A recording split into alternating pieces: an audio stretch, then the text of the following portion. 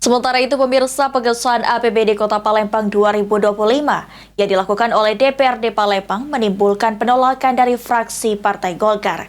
Bahkan, fraksi Partai Golkar DPRD Palembang meminta APH, khususnya Kejaksaan, untuk turun tangan mencari kebenaran.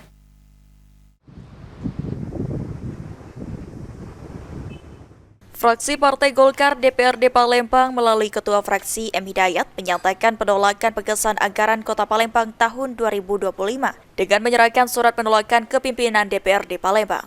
Penolakan itu didasarkan sejumlah alasan, diantaranya proses pembahasan yang dilakukan cukup cepat sehingga sangat tidak normatif. Menurut M. Hidayat, selaku fraksi Partai Golkar sangat menyayangkan prosesnya. M. Hidayat meminta kepada APH, khususnya Kejaksaan, turun tangan dan mencari kebenaran apakah proses pengesahan yang dilakukan sah atau tidak.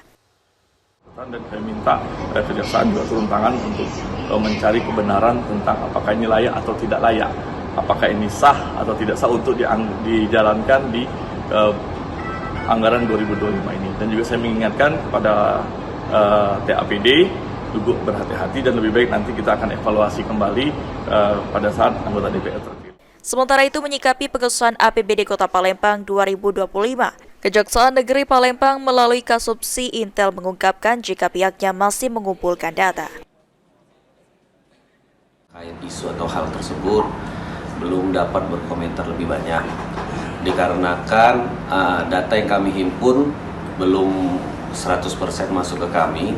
Apakah hal tersebut merupakan memang pengesahan atau baru kebijakan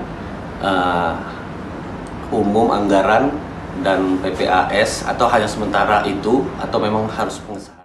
Tim Liputan PAL TV.